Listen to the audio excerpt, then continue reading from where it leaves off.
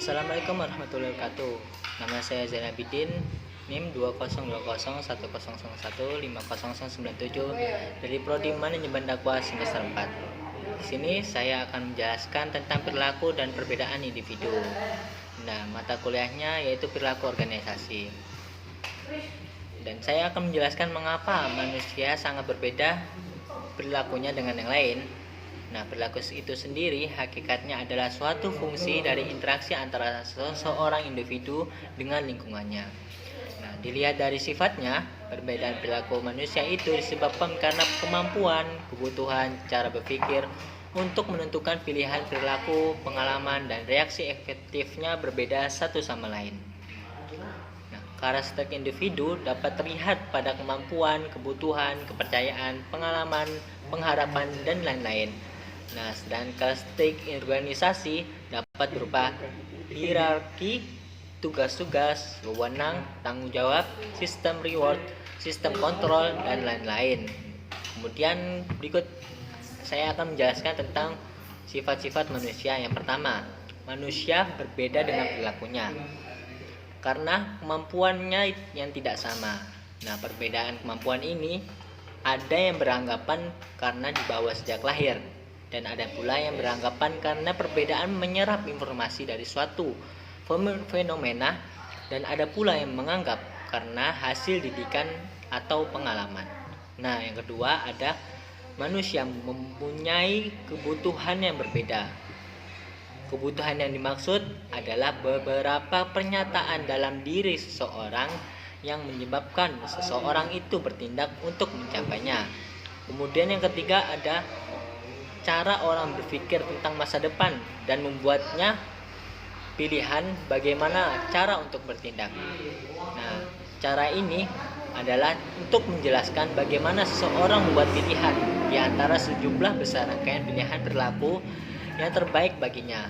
Kemudian yang keempat ada seorang memahami lingkungannya dalam hubungannya dengan pengalaman masa lalu dan kebutuhannya, yang dimana memahami lingkungan adalah suatu proses yang aktif yang dimana seseorang mencoba membuat lingkungannya itu mempunyai arti baginya.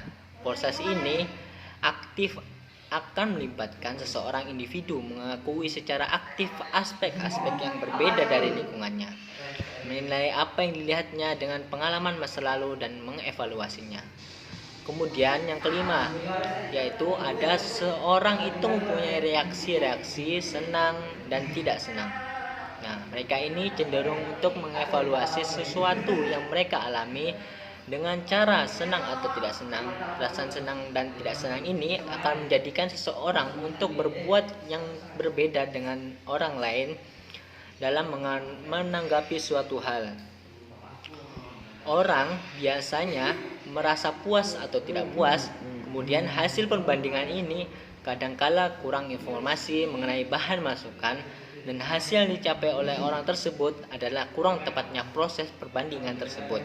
Nah, bisa dikatakan orang tersebut telah salah persepsi atau misperception. Kemudian yang keenam ada banyak faktor yang menentukan sikap dan perilaku seseorang. Perilaku ini seseorang itu ditentukan oleh banyak faktor, mulai dari yang pertama saya jelaskan tadi sampai yang kelima. Ada kala perilaku seseorang dipengaruhi oleh kemampuannya, ada pula karena kebutuhannya, dan ada juga dipengaruhi oleh pengharapan dan lingkungannya. Organisasi sebenarnya bisa mempengaruhi perilaku seseorang dengan mengubah salah satu atau beberapa faktor penentu dari perilaku individu.